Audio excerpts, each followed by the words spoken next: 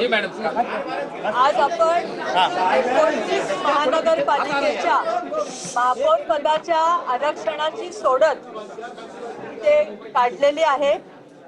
आरक्षणामध्ये 29 महानगरपालिकेचं आरक्षण काढताना लोकसंख्येवाईज त्याचप्रमाणे एसटीचं ज्यावेळेस आरक्षण काढलं आपण एसटीचं एक आरक्षण काढलेलं आहे आणि ते कल्याण डोंबिवली हे मिळालेलं आहे।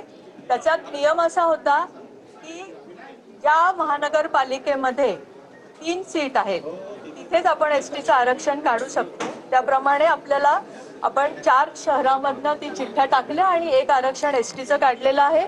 त्याचप्रमाणे आपण एसटीचं आरक्षण काढलेलं आहे। त्याच्यामध्ये 3 महानगरपालिकेमध्ये एससीचं आरक्षण होतं आणि 3 महानगरपालिकेतल्या 2 महानगरपालिकेमध्ये महिलांची चिठ्ठी काढलेली आहे। नामप्रचं आरक्षण आपल्याला 8 काढायचे होते। त्याप्रमाणे आपण 8 शहरं आपल्याकडे नव्हते कारण आपण जो नियम लावला होता की 2000 आधीच्या ह्याच्यामध्ये जो महापौर झालेला आहे ते आपण एक्सक्लूड केले असल्यामुळे आपल्याकडे 3 महानगरपालिका अशा निघाल्या की जिथे नामप्रचं आरक्षण आपण घेऊ शकलो। त्या 3 मधली पण जालना ऑलरेडी पहिल्या ह्याच्यामध्ये कट झाली होती। या 2 महानगरपालिका राहिल्या त्या आणि आपण सर्क्युलरनुसार म्हणजे मराठी अध्यक्षरानुसार चक्राक्रमानुसार त्या आरक्षण केलेले आहेत आणि पुढच्या 6 त्याच्यामधनं आपण घेतल्या महानगरपालिका। अशा 8 नामप्रचे आरक्षण काढलेले आहेत आणि त्याच्यातल्या 4 महिला आरक्षण। त्याचप्रमाणे उरलेल्या ज्या 17 महानगरपालिका उरल्या त्याच्यामध्ये पिंपरी चिंचवड आणि भिवंडी त्याच्यामध्ये ऑलरेडी मागच्या ह्याच्यामध्ये ओपन महिलाचं आरक्षण असल्यामुळं चिठ्ठीमध्ये ते एक्सक्लूड केलं आणि आपण त्याच्यात 15 ह्याच्यामध्ये चिठ्ठ्या काढल्या। त्याच्यामध्ये 9 महिलांची आपण आरक्षणं काढलेली आहेत। अशा पद्धतीने 29 महानगरपालिकेची पूर्ण आरक्षणं कंप्लीट झाली।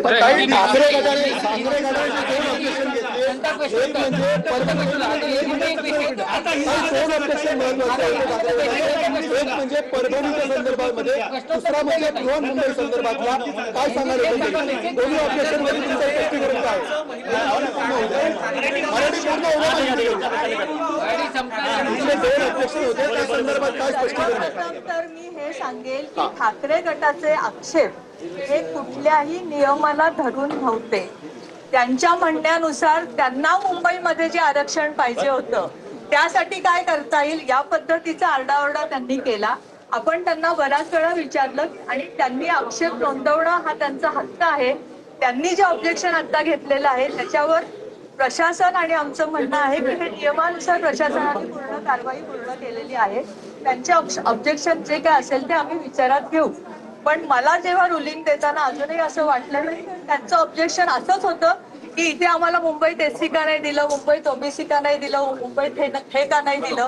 तर जशी प्रक्रिया पूर्ण झाली त्याच्यामध्ये कुठलाही वाव नव्हता।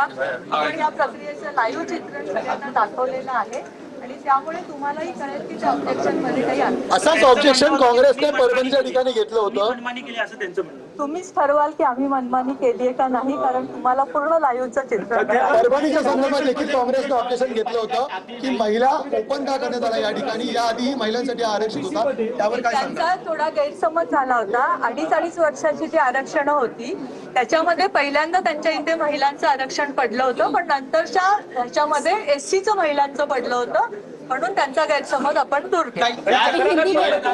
ओबीसी महिला टाकलं नाही, ओबीसी मध्ये टाकलं नव्हतं हा प्रामुख्याने त्यांचं ऑब्जेक्शन होतं कारण की ओबीसी झालं नाही, दोन्ही वेळेत झाले आहेत, सर्वसाधारण झाले मुंबई अशा पद्धतीचं त्यांचं ऑब्जेक्शन आहे। त्यामुळे कुठेतरी त्यांना प्रक्रियेमध्ये जायचं नव्हतं। त्यांचं म्हणणं होतं की हे झालं नाही ते झालं नाही आम्हाला मुंबईला हे आरक्षण पाहिजे होतं। तर तसं होत नाही। प्रक्रिया नियमानुसार जी होते त्याच्यामध्ये जी आरक्षणं पडतात ती आपल्याला प्रक्रियेमधनं सविस्तर सांगायचं तुम्ही सुरुवातीला आज सांगितलं होता की चक्रधार पद्धत कशा प्रकारे होती, त्याच्यामध्ये अल्फाबेटची कशा प्रकारे मांडणी केली आणि कशा प्रकारे महापालिकांची निवड करण्यात आली।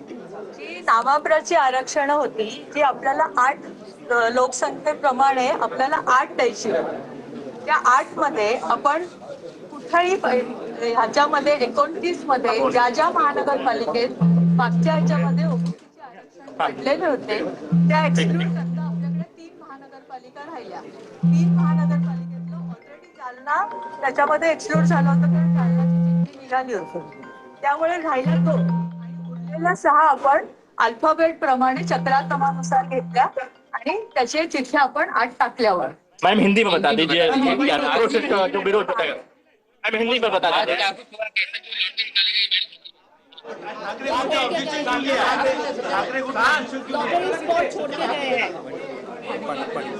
हाँ सर हाँ हिंदी में बताइए। हिंदी मैम